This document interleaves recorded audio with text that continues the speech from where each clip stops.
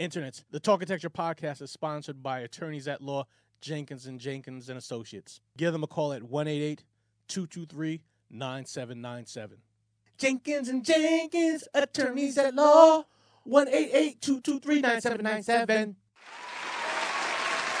Internets, we've got a special guest in the building tonight. As we mentioned earlier, it's Women's Herstory Month, and we have a great woman here of the interconnected networks, of the internets. Interwebs? Never say interwebs. We don't say interwebs. Jamilah Lemieux. Jamilah Lemieux. How are you, sis? Hello. How you doing? I'm good. I was ready to hear you read more from the sequel to the Willie Lynch letter. Yeah. Well, I mean, that's why you here too. You here to help us really go into the history of the thing that we got surrounding us, and how we cope with an institutional system. Yeah. Really. I mean, that disenfranchises at every turn, at every slip we could make, and even still, Haitian Miguel carries his box cutter, even still, But good to see you, sis. Good I gotta to tell see you, you too. you're taller than I imagined, than I remember. And I'm going to tell internets, I'm going to tell y'all a true story. The first time I saw Jamilah several years ago, might have been at an industry event, and like when you had looked at me, can I be honest with you? Yes. Internet, y'all have heard of the common resting bitch face? Oh no. No. You had opposite? No, you had resting face. That might have been an accident, though. It probably wasn't directed at me. Haitian Miguel sat up. No, hold on for a second. No, it probably wasn't directed at me. A public Me Too moment. But I looked at you from across the room. Dope. And you just had a look on your face, and it was in your eye. And I was probably drunk, so I misconstrued it. But I thought that Jamilah Lemieux was like, Dallas Penn, I would fuck with you. Wow. Yeah. With you. All right. Listen. Jamie Foxx had a song. It was all in my mind. I am Y'all, not it was all in my mind. It was all in my mind. I don't know how to respond to that. Well, but hold on for a second. Let me just tell you, though. It shook me. I remember that. It shook me. It shook you. It shook How me. long ago was this? I was like, I am shook. I was like, oh, shit. Damn. How long ago was this?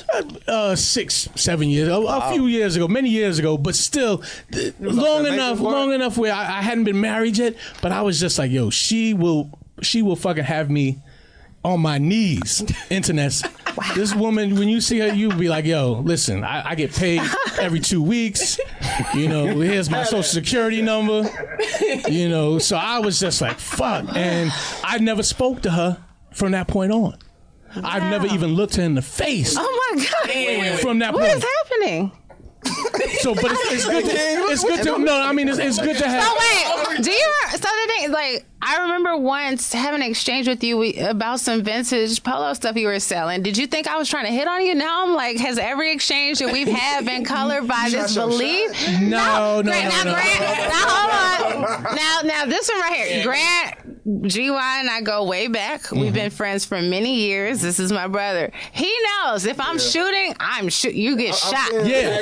But that was the knowledge that I got that night. I got the knowledge that night that if you may have to give up some vintage photos. I'm telling you, I got the knowledge that night that if I was going to be shot, if I was going to be shot, it was going to be from a shotgun with half your body get blowed off. You just be limping. Okay. So I just said, man, boom! I can't never look her in the face again. I can't. Thank you for sharing that. But no, seriously, you're incredibly gorgeous, incredibly stately. Thank you. And just from that first encounter, you earned so much respect from me. Oh, really? Thank you. Yes. No, totally. Resting fuck face. The resting fuck face. It's very respectful. I'm not even gonna lie. Honestly, people are. It's either I respect you because I think you're smart, or I hate you because you're smart. And so just being objectified like this feels kind of nice.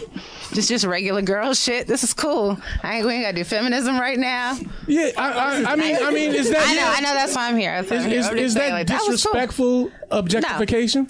No, I'm good. I mean, I think that it very easily could be disrespectful if I weren't okay with that kind of banter, and I am. You know what I mean? And so I feel like everyone is different. So the difference between, it's not about like, oh, it's only harassment, you know, if the person's not cool to you or you're not attracted. You know what I mean? But just kind of like in this setting, knowing that, you know, we followed each other online for a while. I think that, you know, you've heard me speak before, that I would be okay with that. You know what I mean? If you said all that without any consideration for, is she going to laugh? Is she going to be offended? Is she going to be grossed out? Then that's different. But if you're like, she can laugh at this, which I can. So I think that's fine.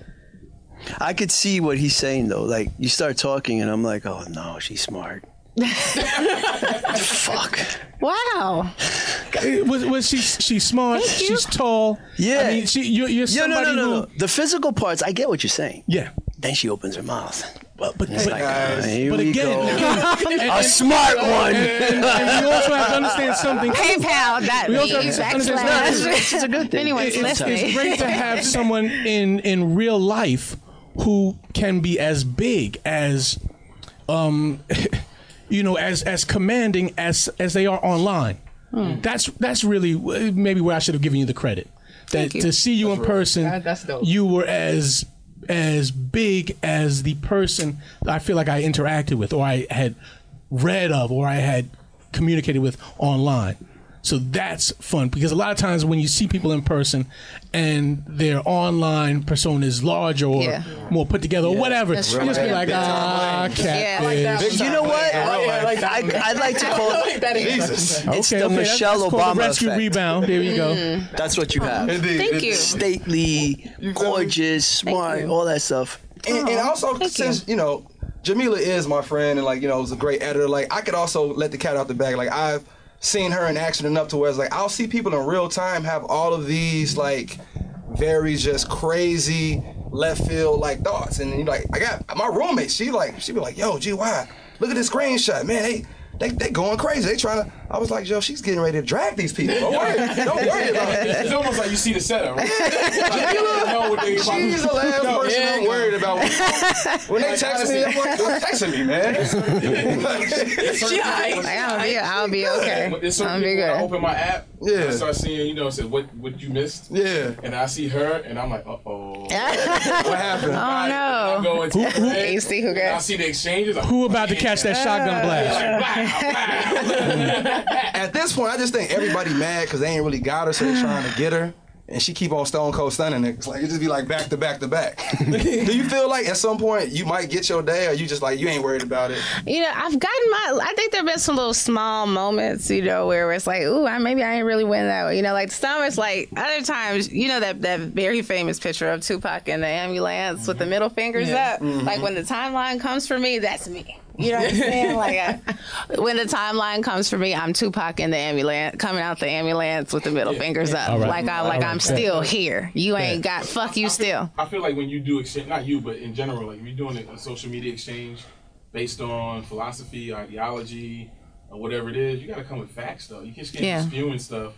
Just be, that's the thing. When they come for you and they come for others that I look at, I'm like, I don't see anything tangible other than hate from these other people. Yeah. And then you're like, well, this happened in this year and blah, blah, blah, blah. And, you know, all these different examples. It's like, what's the point now? So you just might as well say, I don't like Jamilah. Yeah. Just say it. I don't like it. And that's fine. And it's like, I don't think that people have to like me. You know, they're playing black girls that are like, you know, and they're envious of.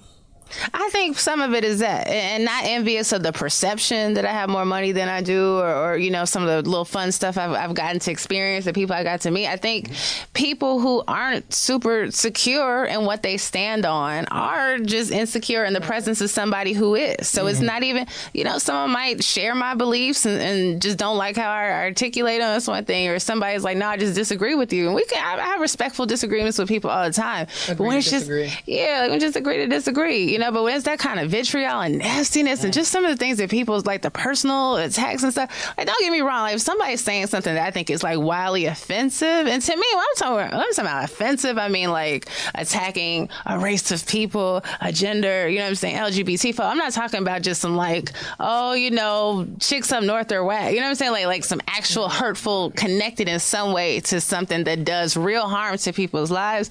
Like then, I might make a joke about you, you know, being you know, your arms too short to box with anybody, or your hairline, you know, like I sound like your hair. I told somebody his hairline looked like a Silk the Shocker verse written out or something. You know what I mean? Like, just so I'm not saying that I don't ever like jab, you know, go a little bit low. Right. But again, it's like, I don't just say that to somebody who's like, well, I don't think Black Panther was a good movie. It's like, no, you said something kind of fucked up, and then I got fucked up with you.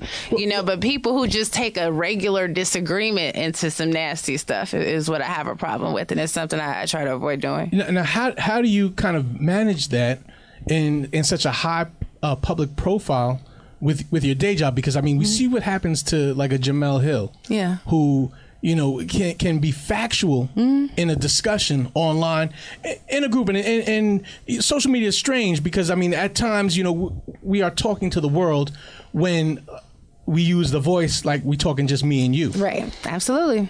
So how do you manage, you know, your private thoughts in this public space? Yeah, I mean, it is tough, and I have made mistakes, you know, like I certainly have. And whether it was because it might have offended my employer, or, you know, made somebody, you know, maybe cost me something professionally, or somebody who looked at me in one light, now they're like, dang, yeah, you know, she's smart, but like, you gotta be nasty to people. You told somebody his hairline looked like that. Like, there definitely been moments where it's like, okay, you know, I think I'm talking like I'm talking to you, but I'm not, and I've gone left, right?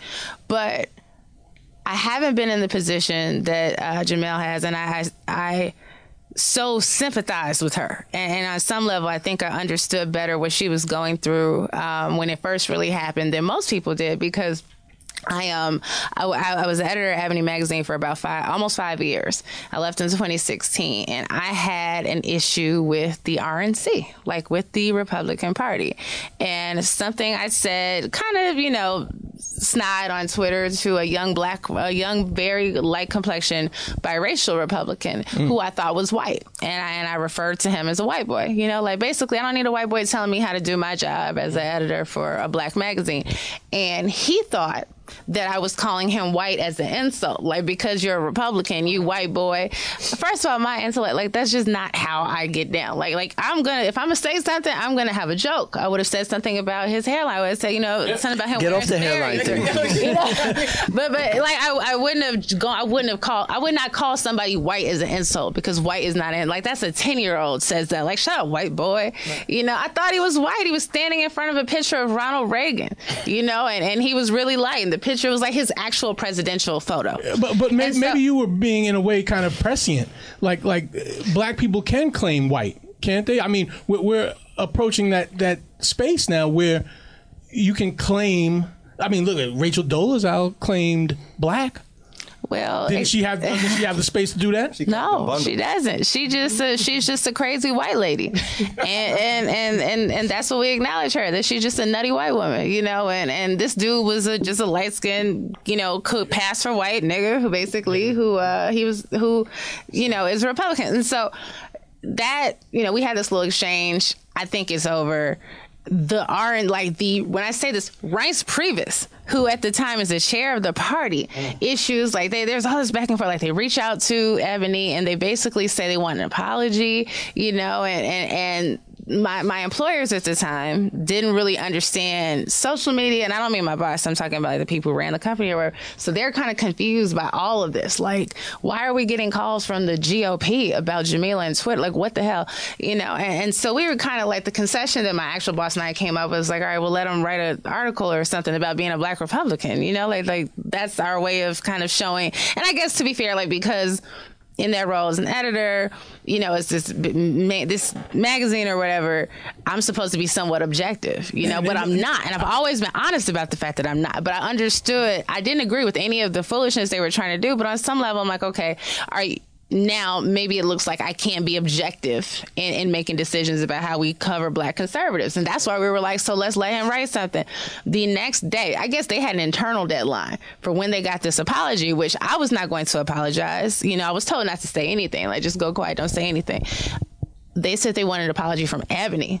Right, it wasn't just about getting one from me. They want one from Ebony, and then the fact that I didn't apologize, we missed their deadline that we didn't know existed. And the chairman of the Republican Party, with Sean Spicer, who's his communications chief at the time, this is 2014, issue a statement condemning what I had said. And, you know, talking about this hatred and, you know, bias that I'm promoting, and that Ebony should be ashamed of themselves. And they ended up getting an apology from Ebony. It was all over Fox News. You know, like, so just weeks of racist troll. That's what I'm like, ain't nothing some, you know, young man, you know, living down the street from me in Bed-Stuy can say on Twitter that's going to piss me off after having to go through the death threats and just weeks of harassment and you racist nigger bitch and all this. And this is the chairman of, like, he Reince Priebus himself is tweeting this stuff out. You know, like so many of these power players in Trump's party, you know, Trump's right now, I know their names, or I go to, they'll tweet something. I'm like, why do I have this person blocked? Because they were harassing me when it happened. Because we went through it and blocked air. So Megyn Kelly, Tommy Laird, like, I didn't know who they were at the time, you know, because I wasn't paying attention to Fox News like that, because they were just what they were. But I guess the difference between Jamilah and I, aside from a lot of zeros on our checks, is that I've worked for Black companies. You know, certainly companies are smaller than ESPN. So, yeah. ESPN is Disney. Right. Exactly. So it does not get much bigger than that, or more mainstream. Oh, man. Right. They're writing checks to God. Exactly. So, God, Jesus borrowed money from Disney. Yeah. So he did. How much you think he borrowed? I mean, it was just to get some leather sandals. Yeah, he got to upgrade. Prada. Yeah. So Jesus flashy. So he got some Yeezys. Yeezy chunk clappers. So okay. What had come to my mind though was so all of this fringe Republican group ends up coming to power. I'm tight in that Republican article in essence that I didn't get asked for a quote, because I have been a registered Republican since the mid-90s. Oh, Lord. Since I knew we had to get... I said, oh, Lord. Oh, no, seriously. You're like, she does go low. Oh, my God. She's rude. Seriously. I mean, we most Black folks, we're knee-jerk Democrats. We think that's where we need to be. When if we switch our registration... I'm not saying vote Republican, internets. I'm just saying change your registration so that the Republican rolls swell up and they think, oh, shit, I might be able to win Crown Heights. I might be able to win Elmhurst. I might be able to win the South Bronx. Maybe let me put somebody up there who could get me this win now that people have decided to give me a look. That's all I'm saying. I'm saying change your registration. I didn't say vote how you want to vote, but change your registration, because otherwise Democrats don't consider you. They think, oh, man, I got this sucker in the bag regardless. Well, why don't you just change it to independent then? Independent ain't making no noise. Please. You can't vote in primaries. Come on. That's right. You get to vote in the Republican primary. You can't vote in primaries. When did you have this change? Because I thought you was joking the last time. No. Let me tell you. This happened to me. When I first met Dallas Penn, he said that I thought it was a joke too, and he kept saying it, and I would see him tweet about it. But you know, it's one thing to tweet, but he's tweeting with ideology and why. I respect that he did the research. And then one day we were recording Rest in Peace Combat Jack, and I said, "Yo, DP, you what's up?" Like, he's like, "Yeah," and then he said the same thing. He stands on that. I was so confident in 2016 that Donald Trump would be the undoing of the Republican Party. I was like, this is definitely. So when the primary came out, I was like, yes, Trump. The evil laugh, like, yes. And here we are. So blame me for whatever you want, but I definitely felt like he was going to be the undoing. Well, that part still might be true. I mean, the fact that they won't condemn him, that everybody is getting online. Like he said, we riding the bus off the bridge, you know? So, I mean, this may be a different undoing than the one that some of us are kind of hope for, that just like, okay, they'll lose the election, but that if the party is just decimated from his time in office, then good. Yeah, that's change I can believe in. Yeah. Let's see if we get somebody that comes up for our community. I mean, again, once the rolls get swole and No, get changed. that part we not co-signing. Well, listen. We got to get activated. But again, Jamilah, I feel like I've seen you make yourself vulnerable sometimes, or at least leave yourself open for the critics. And I think to myself, do you have an example, like when you cut your hair? Mm-hmm. When you cut your hair, and I feel like you kind of offered that up as a sacrifice.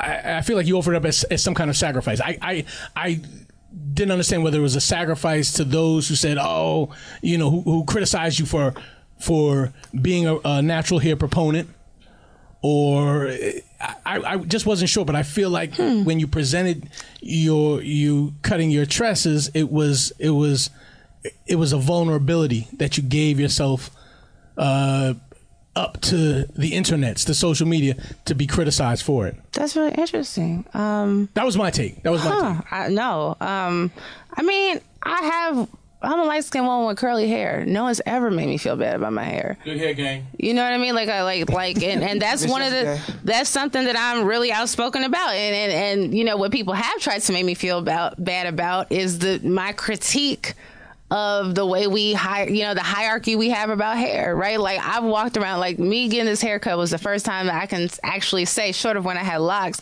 that my hair is usually done.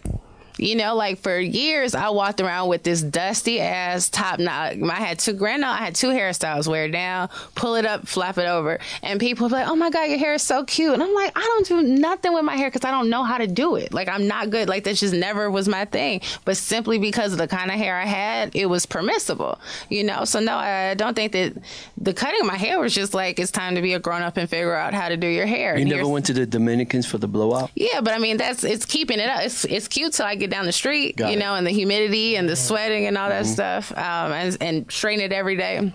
And I just was never a straight hair. I was never a high maintenance hair girl. Like, I can keep up with other stuff, but not hair. But that people have wanted to. So, and then, like, I got so many. I was kind of overwhelmed with, like, all the compliments. I was a little afraid. I was like, shorter hair. It's gonna have, I'm gonna have like mom hair. I mean, I am a mom, but I didn't want to look like an auntie. Mm-hmm. But the compliments and all that stuff were really, really nice. So that was, I felt good about that. But it hurts knowing that people want to hurt my feelings. Like, I've had people say things about the father of my child and our breakup, things that were, the crazy thing is, it's one thing to come across something that's true. It's another thing, like, just complete conjecture. Mm-hmm. Like, I've had more than 3 times, I've had people say, that's why the father of your child left you when you were 5 months pregnant.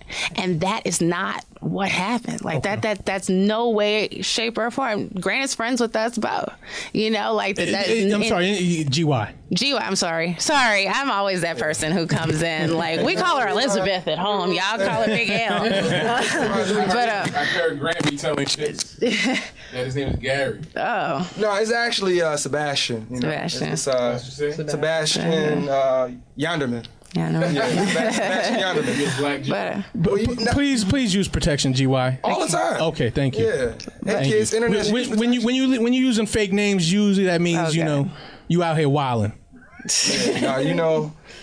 feel Dallas, but keeping it real, I think the persona sometimes is that I am always wilding, but I'm actually very pragmatic because niggas that have scares out here, man. You got to be careful. Everybody got to be careful. Yeah. Be that safe, phone call, that text. Can you call me? Oh my God. I got my chart. I email my doctor like, you available? See what's up. Excuse me for not having your super background. Where are you from? I'm from Chicago. You're from Chicago also. Chicago proper? Yes. Okay. Yes. The city of Chicago. He's trying to ask if you're mixed.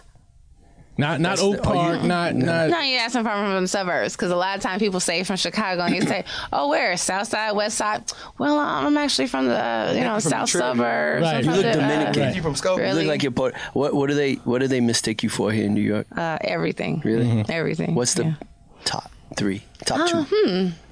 Let's say You Dominican, stop fucking lying to me. I don't know. People here, I think partially when I like the fact that there's no accent. Right. As soon as I start talking, it's like you don't even sound like you're necessarily from New York. So right. I don't necessarily, I don't think you're from around here.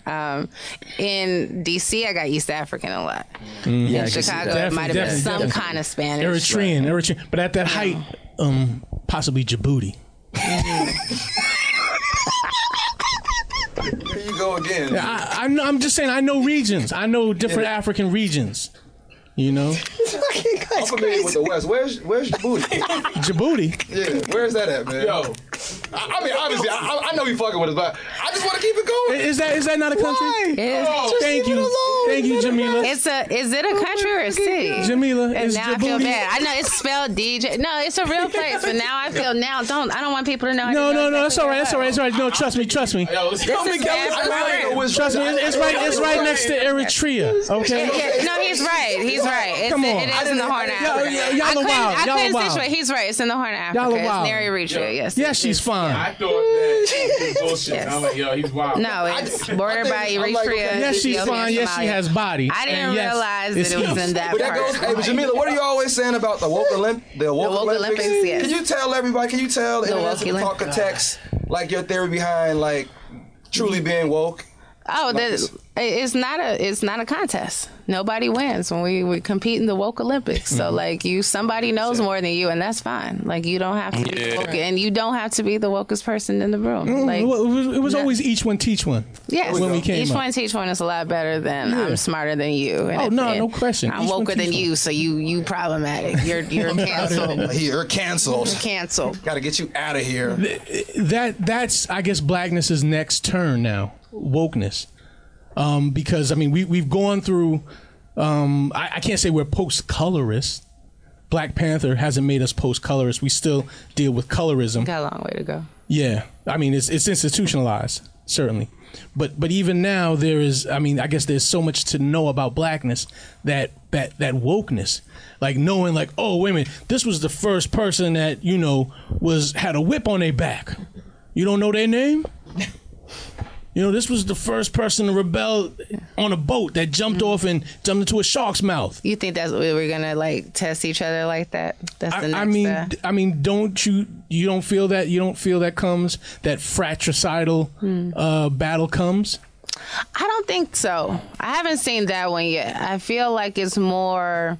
You didn't know this thing. I think it's less about history because what I see that's common, I think, amongst a lot of young folks that are really passionate about social justice is that a lot of them don't have the knowledge of history, right? And then that's the problem. And that's a marker of youth culture. You could say that about hip hop. Hell, at this point, you could say it about podcasting, right? People think they started something 2 weeks ago and they're the originators, because it's doing well, right? Like it's like.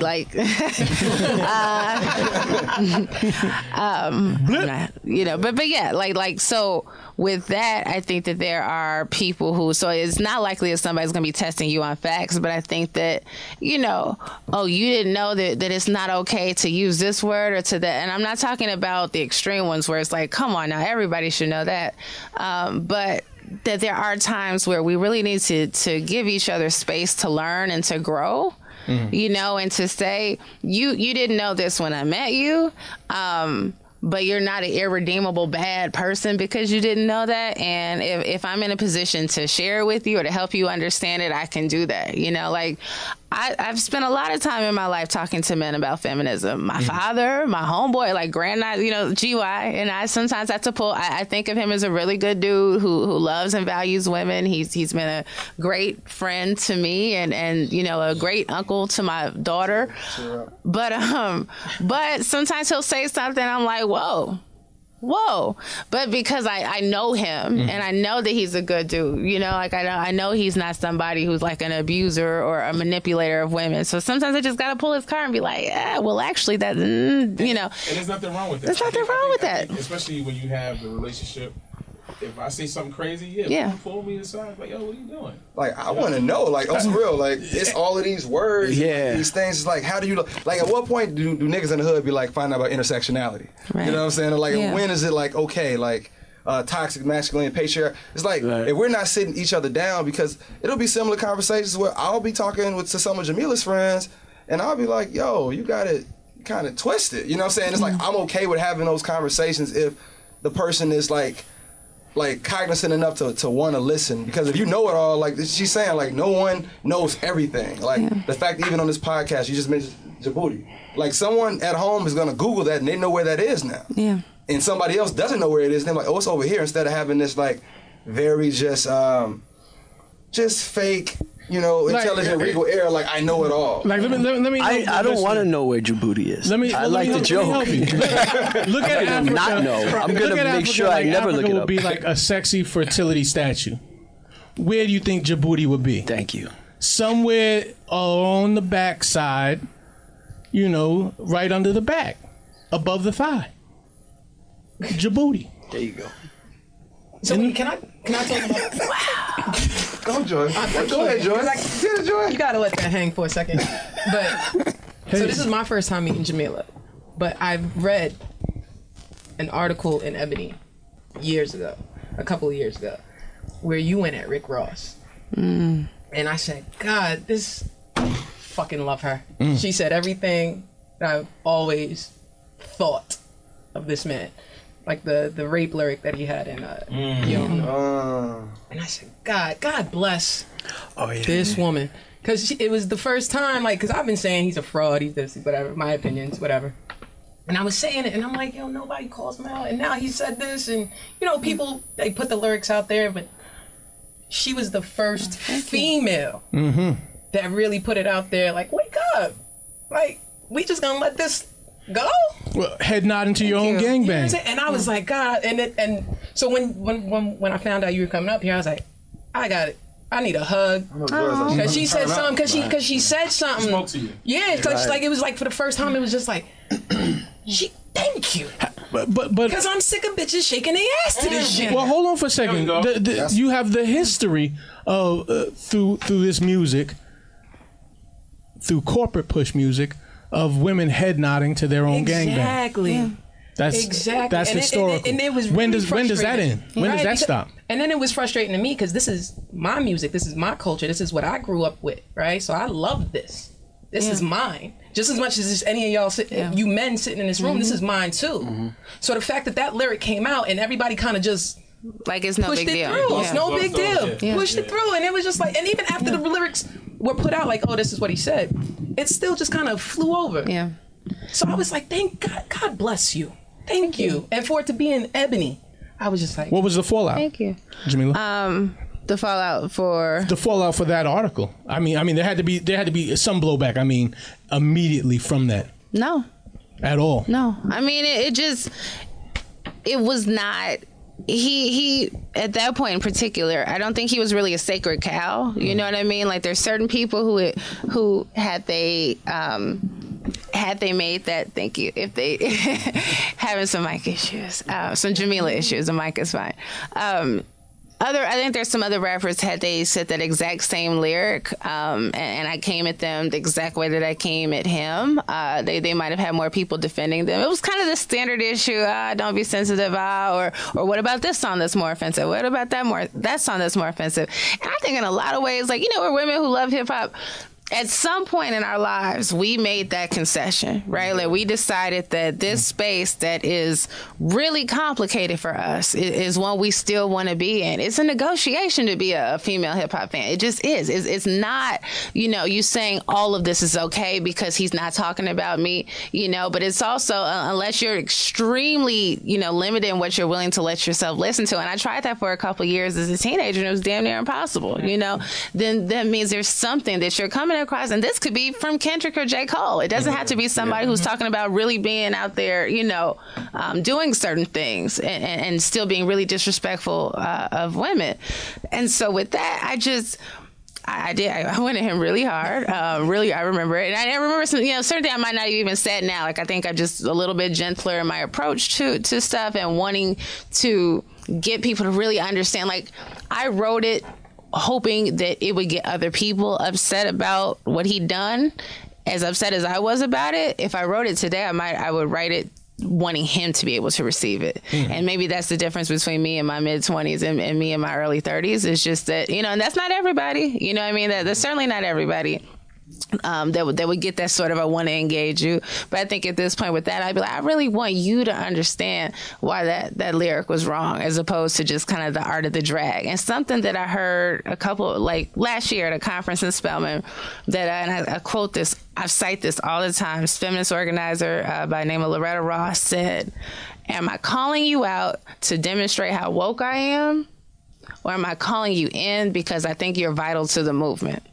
You know what I mean? So is it like I'm calling you out, like I'm getting these like I'm dragging, I'm joking, and sure, you know, or is it like, look, we need you to understand this. Right. You know what I mean? We need you on our side. And one thing I do want to push back on you with Dallas.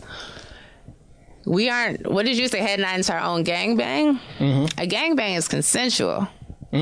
So we might be head nodding to our own funeral. We might be head nodding to our own, you know, I think the R word is really strong to just use casually, but you know, to our own attack, our own assault, you know, and we are, and so are you all.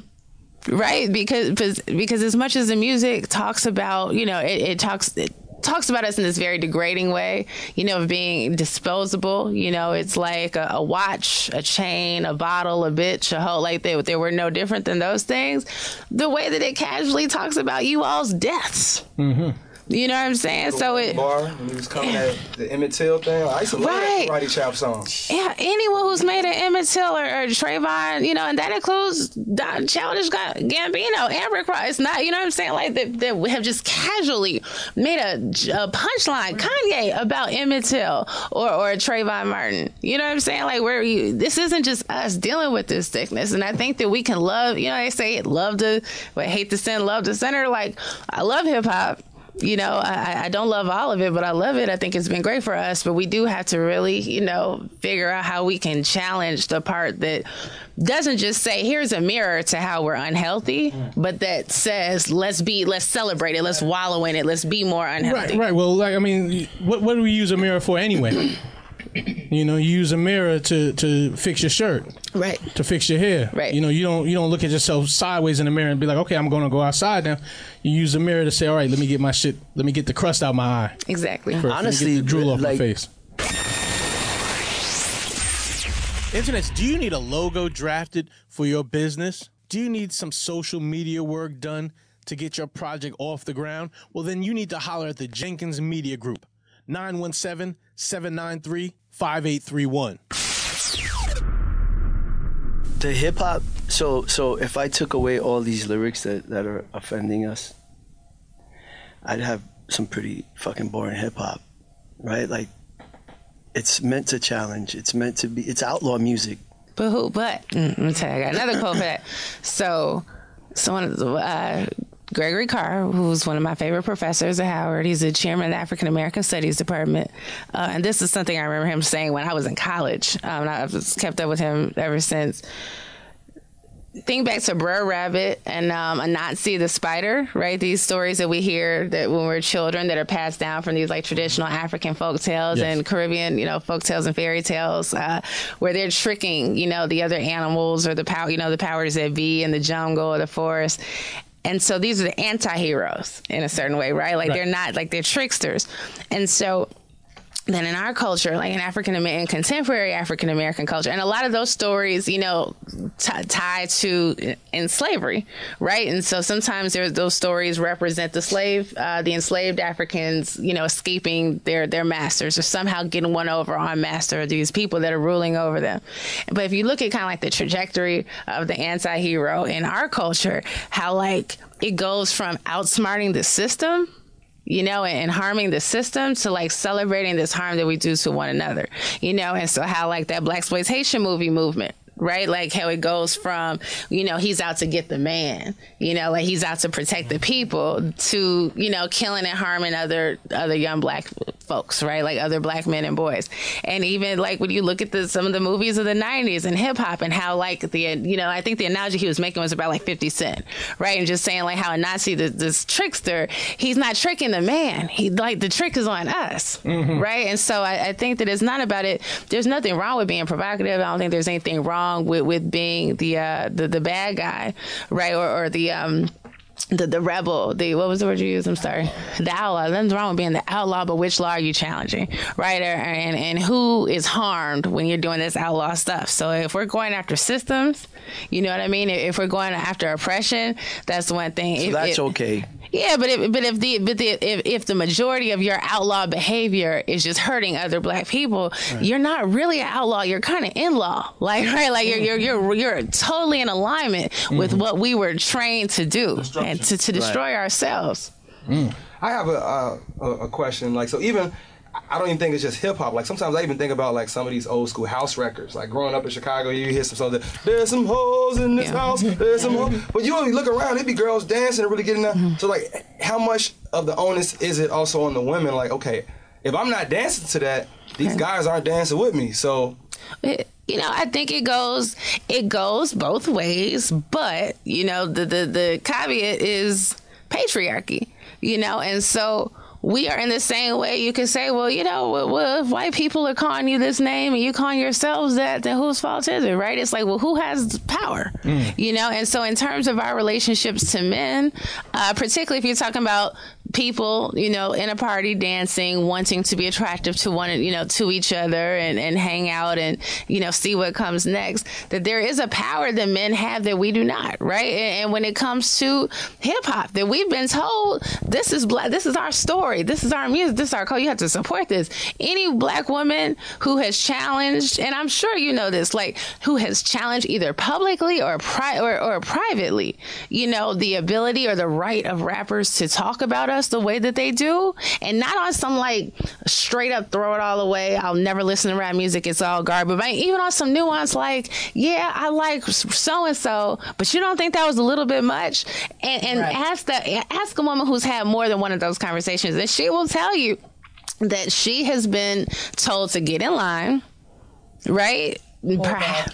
Fall back, disrespected, told you she didn't know her history. Right. You know what I mean? Even though oftentimes we're the ones who know it because we, you know what I'm saying? But these were your stories, and if we challenged your ability to tell those stories, we were doing some sort of harm to you all, that we were taking something for you all. Hating. That we're hating. That we're bitter. Hating. He ain't talking about you. You know what I'm saying? But it's even more, it's worse. It's a step past hating. And it's always in that tone. Chevrolet, it's no big deal. Song, B, just relax. Yo, like you kind of putting a hand on my back. Yeah.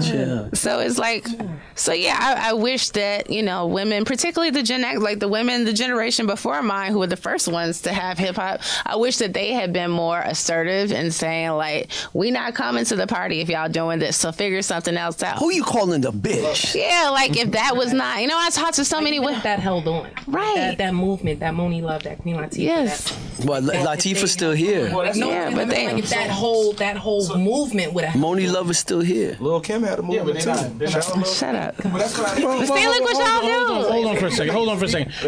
Really contextually, you're talking about a time too, though, when corporations saw the power and the value in commodifying hip hop. So, when rappers or a group of rappers used to harmonize, way before Drake, you'd have 5 rappers. One dude had harmony, one dude had party bars. Maybe one out of them 5 dudes had some real serious rap shit to say, but the rest of them were and it moved into what Motown does. When I realized exactly what song creates that one focused star, that one central star, it takes away from the group and puts that one star, and then we had the LL. Even before LL, we had the Cool, but we got pushed from that group aspect, that communal aspect, into that focused little one place. That was the beginning of. That was really then. As soon as you heard rap on the radio, shit was over. All right, y'all could have might as well just killed yourself right then. It was over then. I'm glad y'all didn't kill yourself though, but y'all might as well. LL made "I Need Love." It's interesting. Back in I was a kid then, but I remember the U.S. Senate was coming after Luke. About what was her name? C. Dolores Tucker. C. Dolores Tucker. After hip hop about the lyrics of misogyny and so on and so forth, and the community kind of like rebelled against that shit. Like, who the hell is the U.S. Senate to tell us we can't have our shit? Freedom of speech. But then when you really look at it, were they wrong? It's interesting. They weren't in the correct context, right? And it wasn't for the U.S. Senate. I think it's okay for us to give the middle finger to the U.S. Senate. The problem was the way that so many, and again, we were very small when it happened, so I ain't taking no personal responsibility for it. But the way that people spoke of C. Dolores Tucker, who was a black woman in her 70s at this point, it's okay to sometimes say nothing.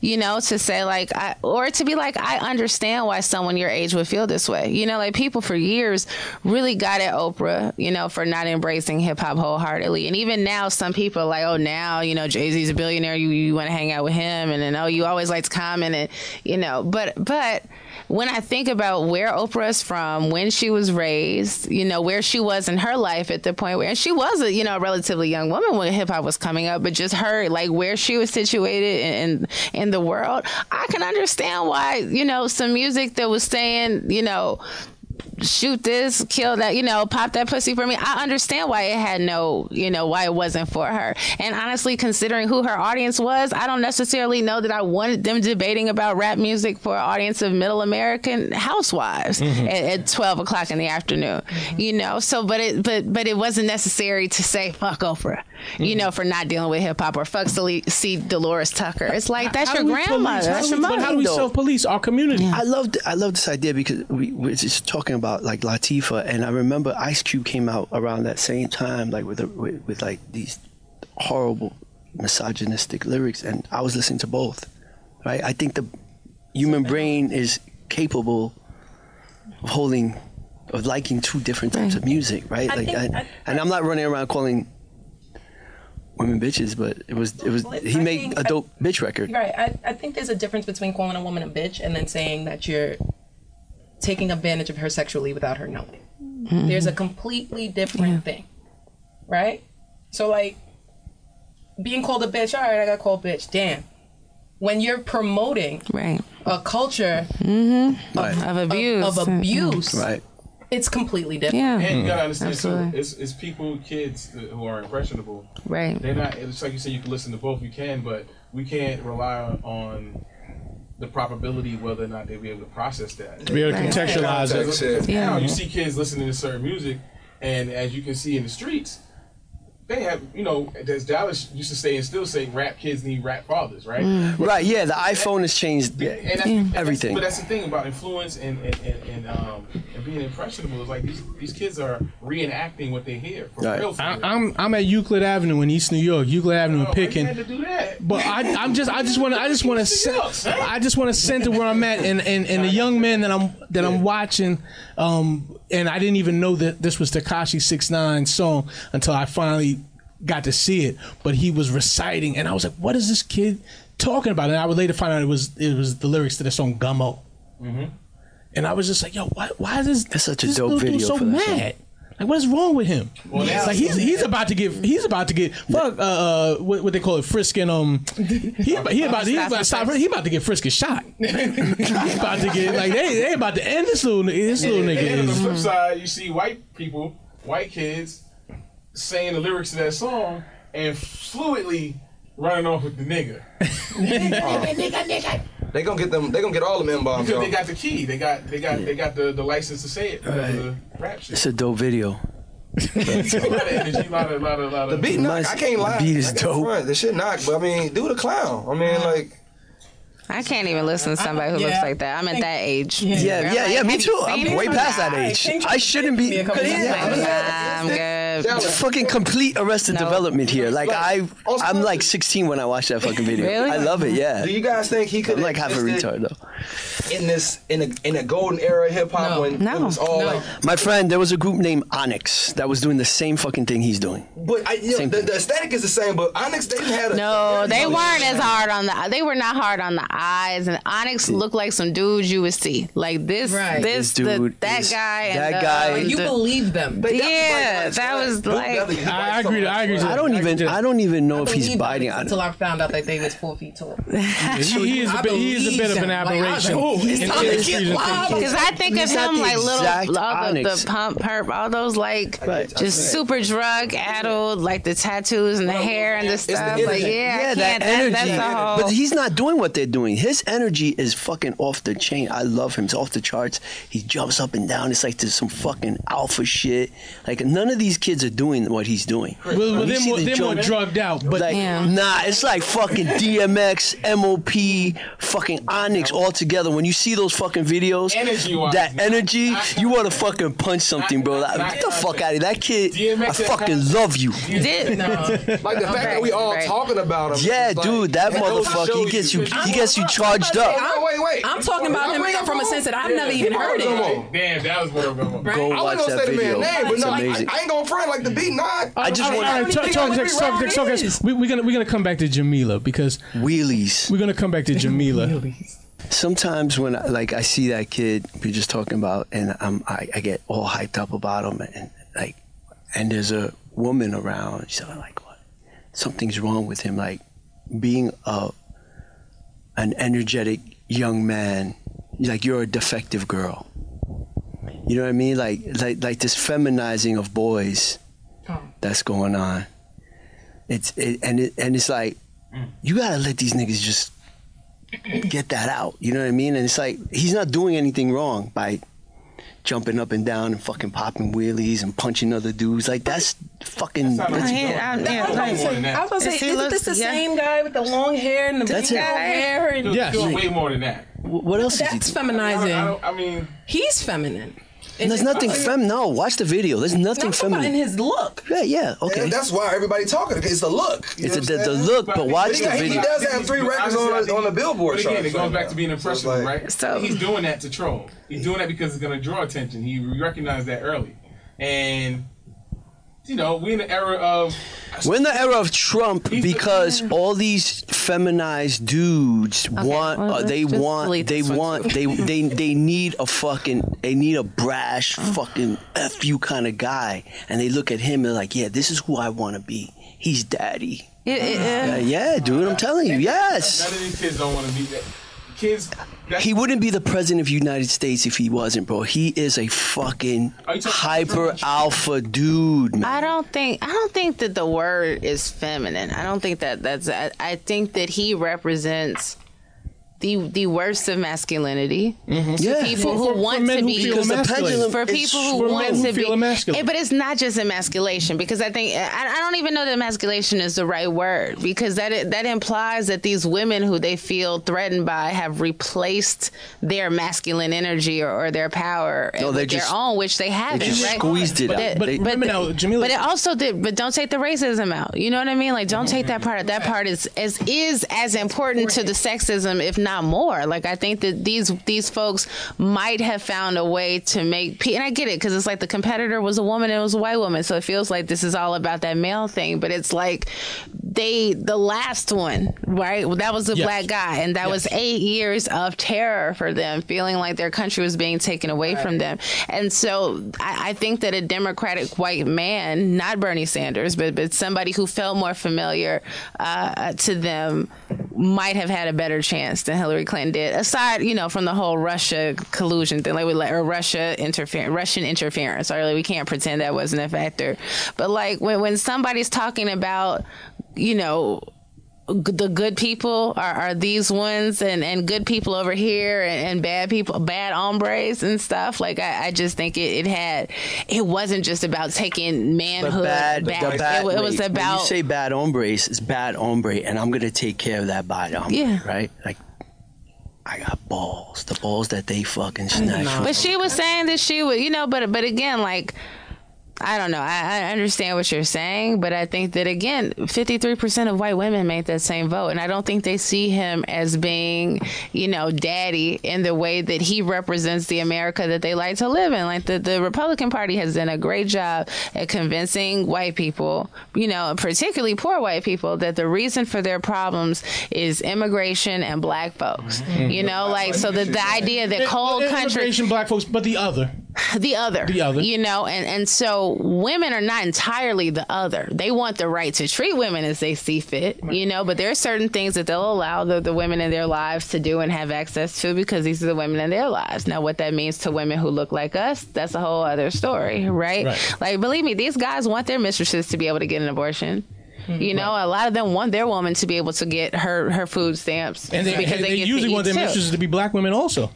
Not most of them. Not most of them. I think that a lot of them may have some black women in their porn history on their computers, but I think that most of them are really interested and attracted to white women, you know, and I think that there's a certain amount of like, what's the word? When they're in positions of power over black women or Latina women in particular, where they can kind of flex that, you know, that this secret lust and / loathing that they have for them. But I don't think that most of these guys are going home and hitting up, you know, Tamika and Tasha or Maria. I think they're looking for somebody who looks like Melania or Britney Spears. I forgot what porn website was interracial in the red states. Yeah, but they don't but they're not watching us. They're watching men who look like you all. They like watching black men fuck their women, and I think that speaks to a whole other thing. Let's stay there. These are... well, I'll tell you what. Here's where I'm going to let you go, Jamilah. I'm going to let you go on this one. Oh, no.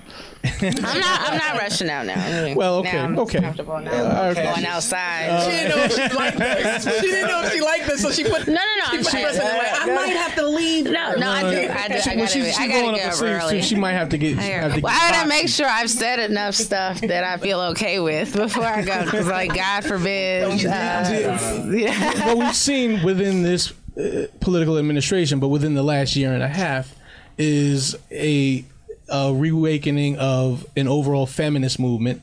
But I feel like, I mean, one of the great things that Trump has done, at least, is the fitness that he's doing, because he's got everybody marching now. He's got folks marching crazy. So at least he's got people walking. But how did you feel when we had all these women's marches all of a sudden, and the organizers looked to Black Lives Matter and said, hey, why don't you guys come out with us and you know, help us fill out the streets? Well, that's not exactly how it happened. But, you know, I did not participate in the Women's March, you know, and I wrote about why I was staying home. Speaking of the very first one, the one that took place the day after the inauguration, you know, it was a group of white women primarily that had gotten really upset after the election, decided, you know, that they wanted to rise up, they wanted to do something. And, you know, this march is kind of coming together.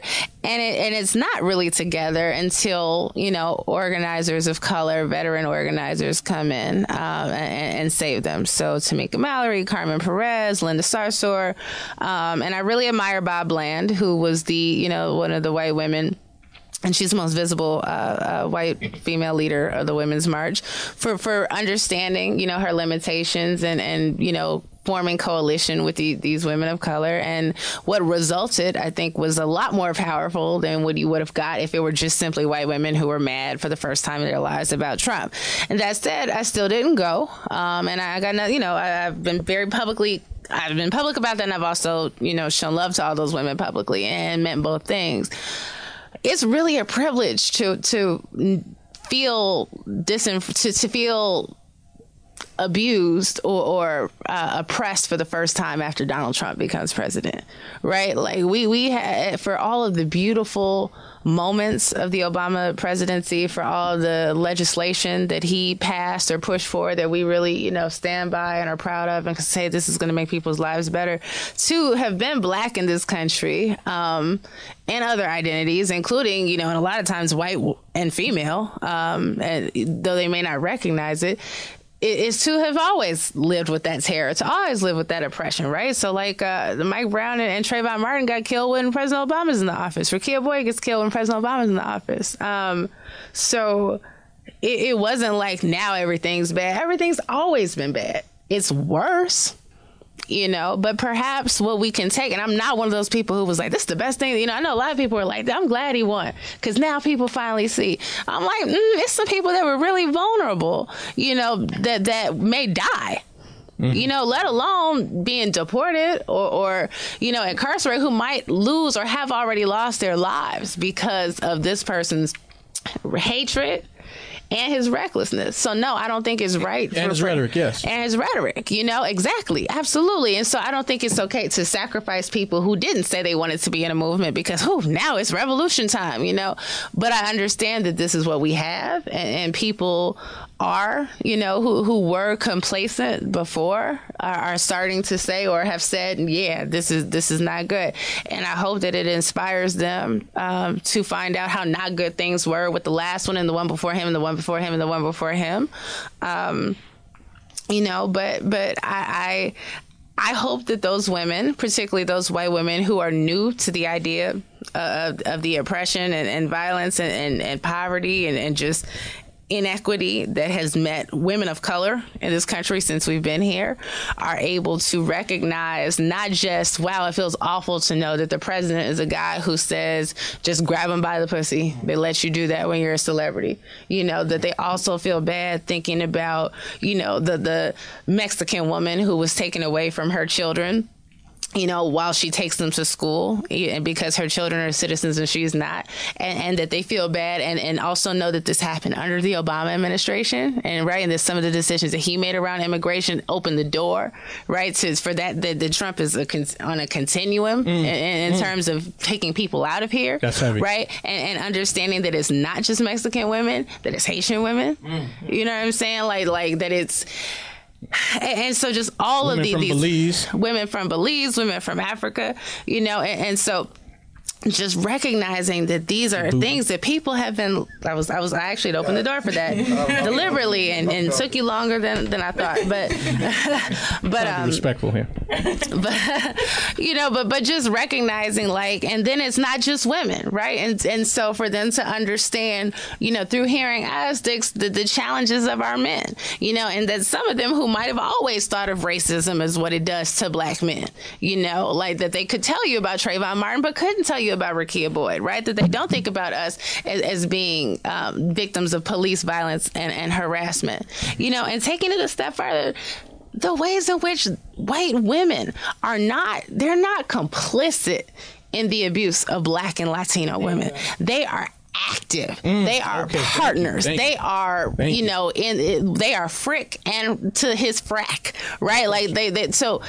But for so long, the idea is that racism is a thing that happens to black men, and sexism is a thing that happens to white women, and white men are the ones who do it. And then it's actually, that it is not quite, right? Anyone who is male can be, benefit from patriarchy, even if he's disenfranchised. And anyone who is white can benefit from white supremacy, right? And white women in particular have a certain level, we could talk all day. I say a lot about patriarchy and what that looks like between black men and black women, right?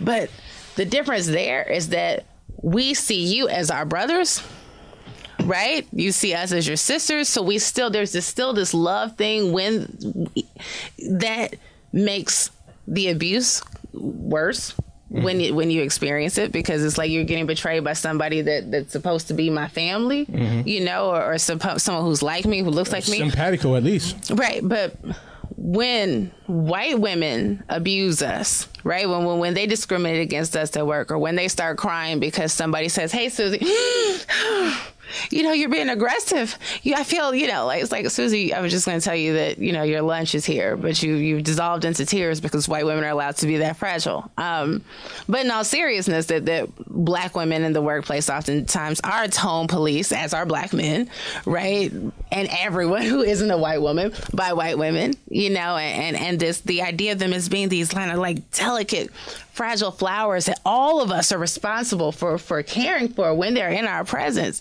and how one of them feeling nervous because you're walking down the street could end your life, and no one even knows who you are. You know what I'm saying? Or no one knows who this woman who picked up the phone is when, the police show up and the news media shows up and somebody has the Twitter video of you getting shot, right? It's like, well, who said that you were out there in the first place in front of your own home, right? Or down the street from your mom's house or whatever. So with that, I am hoping that these newly agitated, pink pussy hat wearing girls they're mad, they're fed up, and then they realize that this is just the tip of the iceberg. Just if that feels that bad to you, imagine what it's like to be the woman who has to clean the toilet for these motherfuckers. You know what I'm saying? Like, imagine what it feels like to have had your ability to just be a woman in the way that you are stripped away from you, because that's what so many of us have been dealing with. So, you know, if they're ready to actually be feminists for the first time in many of their lives, then welcome to the party. Damn. Who do you think Drake is dating right now? You know, I went through a Drake thing for quite a while. That's something he does. When it gets heavy. And when it gets too heavy, So You feel like that's what the culture is. that's the culture. that's the culture. Who's That's Drake what dating? Yeah, you gotta break it What up. video game was he playing? Yeah, man, chill out. Let me ask you something. Like gender roles in relationships. Because you was just speaking, and I was like, wow, like captivated by it, right? Like, wow. But I just imagine, like, I'm trying to watch something, and then it's like, this is going on. Like, dude, like, she's super smart. But, like, can I deal with that? That's why a lot of my friends, I have a lot of friends, we live in Queens, like, the most diverse fucking borough in America, in the world, actually. A lot of my friends are going back home. They get, like, my boy just went back to the Philippines. He's never even fucking been there. And I'm like, why are you going to fucking Philippines to get there's women all over the place? Hey, women here talk too much. Oh my gosh. I knew you were going to say, oh, we talk too much. Yeah, he said that. He said that. And I'm not saying you talk too much, but Yeah. I like in my experience, like the most long lasting rich relationships are between like a hyper alpha male and an ultra feminine female. I mean, I don't know. I How does that work? For me, I don't think. And she dates? Yeah, okay. I think. Well, I'll say that in terms of my relationships, I've dated I think a variety of guys, and that for the most part, the ones. I mean, what black woman hasn't dated some rappers? They weren't famous rappers, but what black man hasn't rapped? How about that? But I think at some point, but I think that I've dated diverse, type of guy. I think, and I tend to go for kind of artsy, smart. Usually, I haven't dated. You gotta be smart to keep up. Yeah, and I haven't. Thank you. And I haven't dated anyone seriously who they weren't all like feminist dudes straight up. And I don't think that most of the guys I've dated, would use that word, or maybe they use it later after having dated me or after having, what I'm saying? Like, but it's always usually a reflection of some strong female influence in their life, right? But like, they weren't wild sexist, right? Like, that's a big difference. You know what I'm saying? It's one thing to be like, he don't got all the answers, but he's also not offending me. You know what I mean? So it's like, he's like, okay, cool. Yeah, so I have no problem explaining things. And we're not always. I need explanation. I need an ear beating from you. And we're not always talking. And I think I can give some, being my friend for as many years as we've been friends, and him having been around men that I've dated, and me being around me and with men I've dated, multiple, that we're not always talking heavy stuff, right? So we might be talking about who Drake is dating. We might be talking about, like food or weather or anything. Like, I like to think I'm a fun girl and I have a regular life. And, I am relatively traditional, in gender roles at times. And I like having doors open for me and somebody. I typically date guys that are taller than I am. You know what I'm saying? Like, there's nothing wrong with that, right? Like, feminism means to have the choice to do those things. Right. They're not required of me. So, like,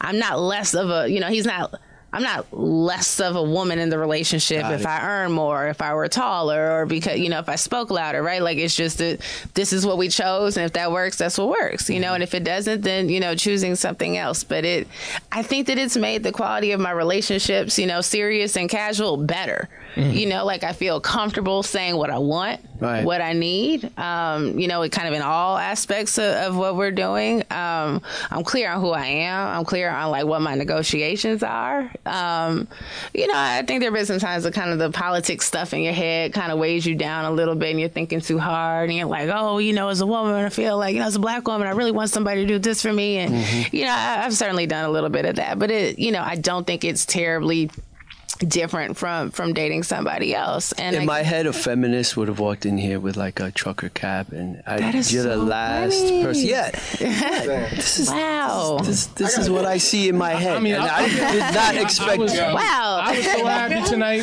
when Jamilah came through, and she wasn't wearing the you love dark lipstick. I do wear that. And I'm not a troll, okay? Okay. But that is so funny. I extra like your pictures when you don't have dark lipstick on. That's all I'm saying. You got one last. Double tap 4 times. I might have screen cap. I might have screen cap. There you go. Several. I got a question I wanted to ask. Like, you talked about negotiations, right? Like, yes. A lot of my friends, like, they're afraid of speaking on these subjects because they don't want to say the wrong thing, because they don't want to get dragged, right? Yeah. So it's like, honestly, like, we talk about balance because, like, as a black man, I feel like a lot of the issues that we go through, like, I feel like the black woman, it's that same thing, if not worse, just because a lot of times the black women, they can't protect themselves, they can't fend for themselves if it's something really crazy going down. So you mean like a physical altercation? Yes, I feel like I hear all of these, like, I've been hearing this narrative now, and it really bothers me, where they're like, oh, the black man hates the black woman, and like these kind of narratives that are getting pushed out. Why do you feel like this is something that all men, I mean, obviously if you're not a part of that, so you're like, oh, we're not talking about you, right? I get that, but like, what can men and women do to kind of meet in the middle? Because it's very divisive, and it seems like if we're all kind of going through this, like, you know, hurtful things, and we're all like getting held down on, as like Haitian Miguel said in another episode, like we're like the most marginal group, right? Why is it that we don't come together more often, and what's kind of stopping that? Wait. What Haitian Miguel said is that black men are the most marginalized group. And I think that's where the divisiveness comes into play, is that you guys kind of forget that we walk this walk. I don't want to compete. But that was my point. Yeah, that's right. That is the divide right there. I just want to clarify something. Yeah. I said that, and I said I was talking about black women and their support of the black man, right? Like, you guys, psychologists. You guys have the good credit. You guys hold us down. Right. Like, wait. That's there's some mythology around the idea that black women and girls are doing so much better than black men and boys. So much so that when President Obama's My Brother's Keeper was like one of the most kind of celebrated pieces of legislation, like that he established this thing for black men and boys. And I was one of, I don't know if I officially signed on the letter, but I know I participated. You know, there was pushback, right? There were people that said, hold on, the data. And so I'm not a scholar, right? So just on its note, without even getting into the data, my immediate analysis was, this is great. And so does my Sister's Keeper roll out during March? Like, I'm assuming that's next year, right? Like, I immediately know that there's a need for what you recognize in black men and boys in terms of this need. We have that same need, right? Balance. With people that are much smarter than me, such as Kimberly Crenshaw, who is the scholar who coined the term intersectionality and is kind of like the architect of that, framework that has made its way to us regular schmegular folks. We talk about what it means to be black and a woman, or black and gay, or black and an immigrant. That these multiple identities you're dealing with the oppression that comes with all of them, right? Got it. And so her organization, the African American Policy Forum, put together, did some research or presented a report. I think it was called Why We Can't Wait, saying that why do black girls and women need the same sort of, if we're saying that MBK is effective, why we need the same sort of thing. The data that they used to substantiate the need for My Brother's Keeper did not prove that boys needed it more. It shows that in terms of suspensions and expulsions, starting at the preschool level. In fact, I believe preschool girl, which is the idea of preschool and kindergarten suspensions, to me is beyond insane. Right? It's beyond insane. But I believe that black girls might even get suspended from preschool and kindergarten more than black boys. Michael Owens and Billy Bang, Stacey Wilson protected me from them niggas. Like, these little terrorists, these guys would end up being terrorists, citywide terrorists. Yeah. All right. But back in kindergarten, first grade, Stacey Wilson. Shout out something. Wilson. Actually, I gotta find out, because Stacey Wilson, you look like Stacey Wilson. That's so funny. True story. True story. Stacey Wilson, taller than me, held me down. Shut That's them what we niggas do. down. And that is what we do. And that is Rabbit, I know you out there, buddy. In so many ways. She yoked them up so bad, thank goodness she wasn't suspended. But she kept them niggas off my back. She got the marking on them, man. She yoked them. Put them in the yoke. All right, Jamilah, where can we find you? Rabbit, we know you're out there. Jamilah's here, brother. Relax. That was the third one. Where can we find you to be nice to you? You can please visit the work that I do at my 9 to 5, Cassius Life, like CassiusClay.com. We did I'm the VP of News and Men's Programming for I1 Digital, one of the site, which is the digital portion of the Urban One media empire owned by Kathy Hughes, so Black-owned business. Proud to work for another Black-owned business. One of the sites that I manage is called Cassius, as in Cassius Clay. It's a millennial platform, lifestyle, culture, news, primarily male focused, but we're talking to everyone. I should say we're male leaning in certain ways, but for March, we just dropped our new issue. It's online only, but we do like a cover and a cover story every month. So this month is Waiting to Inhale, the Black Woman's Guide to Marijuana. I am so excited and proud and just, I wrote something. Can we get a story about you and your mom? I wrote it. That's you. Oh, okay. So yeah, I mean, well, you got to read it. Yes, but I wrote a story. We'll make sure we read it. We'll make sure we read it. We'll link it in the show notes. Yes. Shout out, Kat. Shout out to Dustin. Like Dustin's so funny. Grown man shit. Yes, Dustin's hilarious. Jamilah, thank you for coming in tonight and spending some time with us. And good to see you again. Thank you. Good to see. It's gonna be. Just know it's gonna be awkward forever. Not tonight. Tonight wasn't awkward. I laughed. It'll be next time. It'll be the next time I see you is when it's gonna hit me. I'll be like, hey. That's a bet. Some green juice. Wheatgrass shot here. That's a bet. That's a bet. I'm fine with that now. I mean, I've gotten over that. But thank you though. Thank you. Thank you for having me. Yes. Yeah. Talkitecture, thank y'all for coming in here tonight. Barky Yeezus wasn't with us because he's still serving out his suspension. I'm glad he wasn't here tonight, though. I'm curious what that would have been like. We got some. I heard I'm kind of sad he wasn't here for this. I'm a little saucy. We've got some issues to discuss with our co-host Barky Yeezus. But in the meantime, internet, if you need an attorney at law, if you are behind on child support payments, if you owe the IRS some tax money, if you got a boot on your car, make sure to give the law offices of Jenkins LLC and Associates a call. 1-800-227-9393. Shout out Stacey Wilson. All right. Internets. Talkitecture. Peace. This podcast is a proud presentation of the Loudspeakers Network, where we always say rest in peace, Combat Jack. Executive producer A. King. Supreme engineer on the cut, Brother Christopher. I'm Dallas Penn. Fuck you. No, I'm just playing. No, fuck you, though. You know who I'm talking to. You know who I'm talking to. You know who I'm talking to. You know who I'm talking to. You know who I'm talking to. You know who I'm talking to. You know who I'm talking to. You know who I'm talking to.